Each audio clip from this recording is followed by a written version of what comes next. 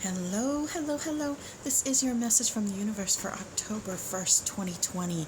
This is the rune de Gaz. De Gaz is the rune of the breakthrough, of the transition, of the transformation. Today is the full moon. It is the harvest moon. Please excuse the noise outside, by the way. It is very noisy in my neighborhood today. It is the harvest moon, and it is the time where you go out into the field and you are assessing your crops. You are picking the last of that harvest. You are looking at those places in your life where it needs a little bit of work, and where you still need to do what you need to do. But it also means that you're looking at those things that you've already healed or that you've worked through, and you're letting go of them. Sometimes even after we're okay with something, we hold on to it.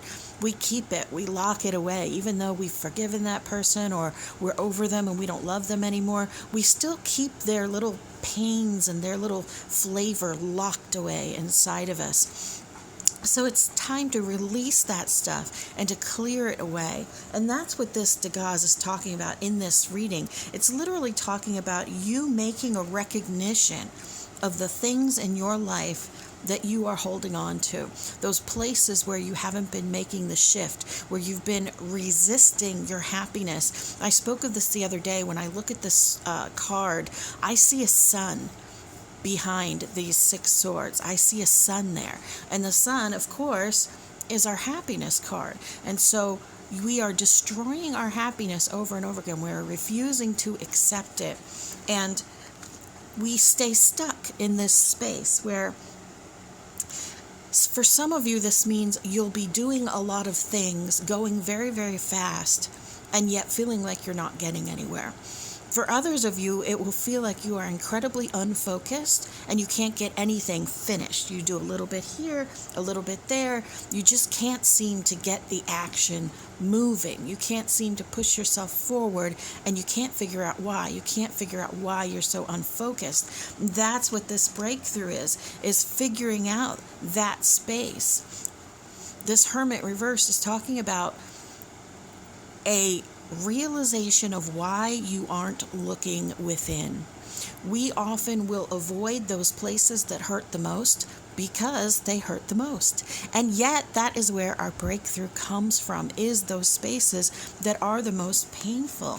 Those places in us where we have those regrets, where we've had breaks in friendships and relationships and love, and we refuse to resolve them, and yet we carry around this regret about the way that they ended, whether it's because of what they did or what you did or some combination of both. And we don't even want to look at that. We don't want to look into our patience, our ability to ride things out. We don't want to look into why we're not allowing things to flow, right? And we don't want to look into why we keep sabotaging our own happiness. We don't want to look into those things within ourselves that still feel the need to punish us over and over again for what we've done in the past. We are trained in our lifetime that when you do something wrong, you get punished. We're trained this from the time that we are tiny. Some of our very first moments of unhappiness, other than I'm hungry and I'm wet, is doing something wrong and a parent withholding love, or a parent slapping you on the hand, or a parent punishing us for touching something, for doing something, for crying too loud, for whatever it is. And so we're taught that when we step outside of the what we should do, that's in quotes, what we should do, that we deserve to be punished. Now, once we become grown-ups, we don't feel like we're doing this anymore. And yet, those things that we hold on to within ourselves, those places where we've made mistakes, those things that we hate about ourselves, whether it's our looks or the way we talk or our size or the fact that we don't have money or the fact that we don't have friends or whatever it is, we punish ourselves for it in a million different ways. And we don't recognize it. We'll self-sabotage. A new friend will come into your life and you push them away somehow. You miss a date with them. You say something rude to them. You take advantage of them. And then you say, well, it's just what I deserved. I don't deserve to have friends. And maybe you don't say that out loud. Maybe you say, everybody always treats me this way, and why does this always happen, and nobody loves me? What you've done is you have confirmed the belief that you have about yourself. You have confirmed the spaces in you that are wounded and that you have refused to try to heal by recreating that situation in your life right now.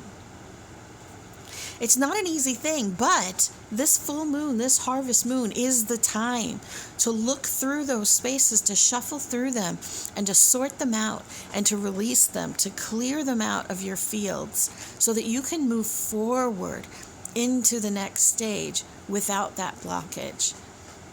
It's not easy, but it is very simple, and I know that you can do it. You are beloved, you matter, you are loved.